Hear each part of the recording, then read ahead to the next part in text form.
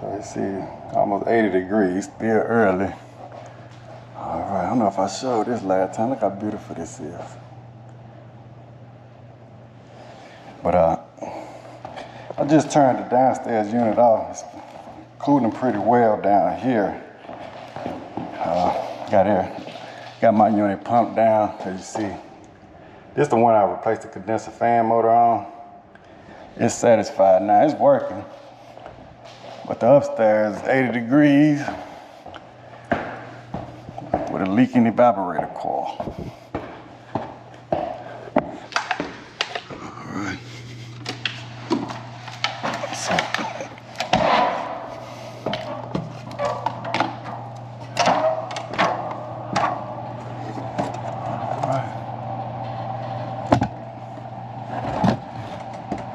All right.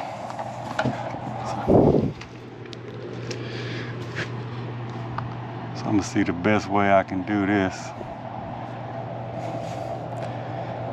It is easy. I can either take this whole thing off,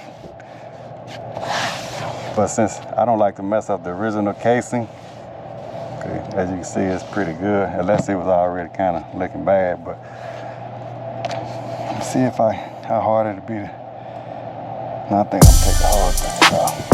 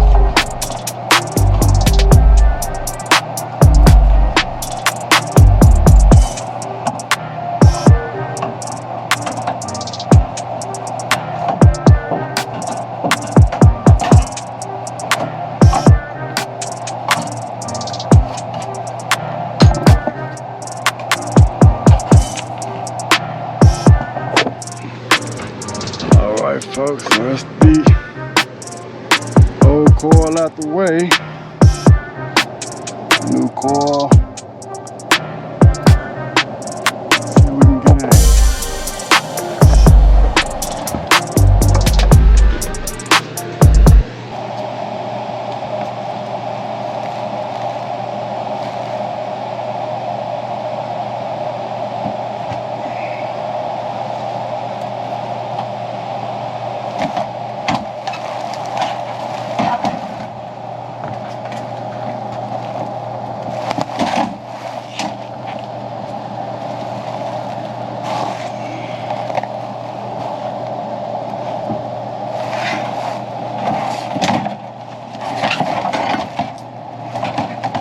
Manhandle in here sometime, folks.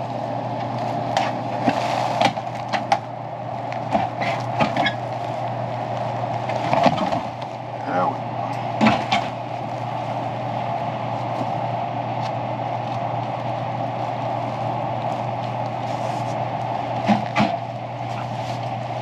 Perfect.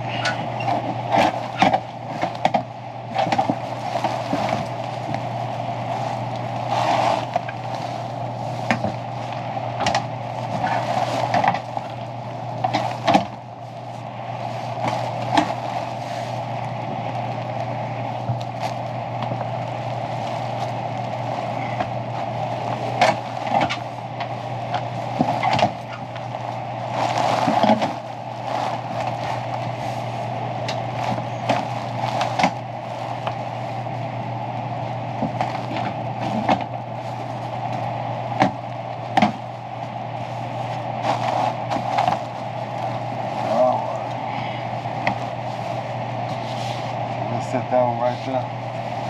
Tape and pookie it all up. Should be good to go.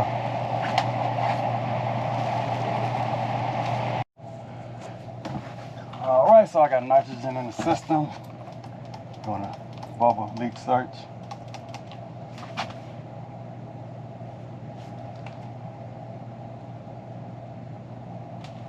Everything look good. Check my filter jar, no leaks. Good to go. All right. I will tell you that there is, you know, I mean, just without our chat room Jesus. There's this other thing is acting white, and I'm not asking him. There is a difference. Or else there would be no expectation for conservatives for you to assimilate. It's not like us. I mean, I know it existed in my day when I was in school, and even now, I don't do business like white guys.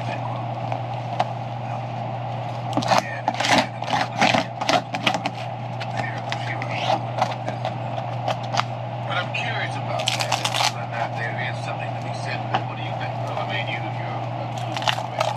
so there's such a thing as acting young people now acting white and always suggesting that Caucasian kids can be a certain way and African American girls, for instance, can assimilate to act like they do. I mean, that could be a little Barbie. Yeah, and in that much, I would say that there is this idea of, this perception of privilege, this idea that you should be beyond reproach when it comes to having to deal with real life situations or being inconvenienced or doing anything that you don't want to do, but you have to do. But I think that now it's been so skewed that we can see acting white because it has permeated many other races, and especially ours, and I think these numbers bear that out. I think when children are given the option to do what they're supposed to do, what they must do for their development, then that stunts their development. And I think that's a part of what we're talking about here. And I think what you just said with those race and indigent areas not given the option to be fragile. I mean, I grew up on a farm. You know, you had to go get up and go put the cows back in the pasture if they were in the yard at 4 a.m. Regardless, there was no, oh, I'm a sick a little bit, then I'll get to hell. I'll be down the street, off into the neighbor's pasture at that point. So that's just a little country boy, piece of living there. But I think the same rules apply when you talk about children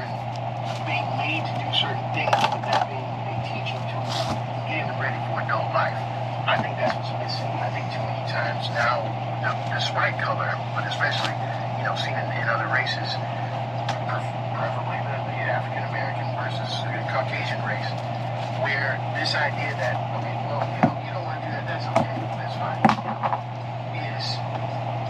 is a default option now. And I think that's really the main root cause of this, is an idea that you have the option to feel as though your life is worthless. I didn't have that option to feel like, oh, I don't know why I'm here. No, you're here because you got stuff to do, and without those things to do early, I think that it kind of devalues what the meaning of life is for, too many people. I think that's why we're seeing these suicide rates go up. I think it's more simplistic than that. I think that there is a debate as acting white and clothes culturally. I mean, I saw an African American male wearing a jacket that was had to be somewhere around 40 degrees or so. Here he is wearing a jacket and a hood and his short pants on. Black good boys don't do that. How do you do it now? Where'd they get that from? No. As cold nature as African Americans are, we don't go out there wearing no jacket and no short pants. You don't do that. You just don't do that.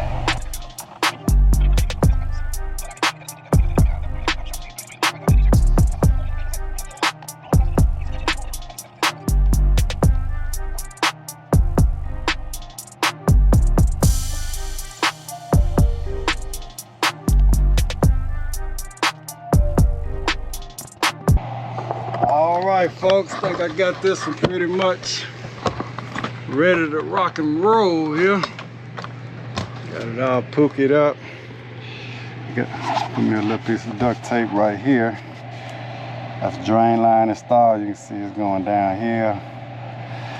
Got everything all pookied up. I don't have any air leaks. Like I said, I'm still putting the vacuum right now, so I pump down the refrigerant. I think maybe about 1 or 2 pounds in there. But I'm gonna top out the charge. I'm gonna go ahead and end this one right here. Hey, man, this one about putting this flute pipe on here first, folks. Gotta make sure we get rid of all that carbon monoxide in the wintertime when they get ready to run the heat. But hey, as always, y'all, thanks for watching. This was a 2-ton evaporator coil change out. Let me give y'all the time, let y'all know about how long it took me. It's currently 10:58, July 17th. I started maybe about 9:15, and I should maybe finish in another 15-20 minutes. And we on to the next one. Hey, sincerely, thanks for watching. Thank you for your time, because you don't have to be here. Peace out.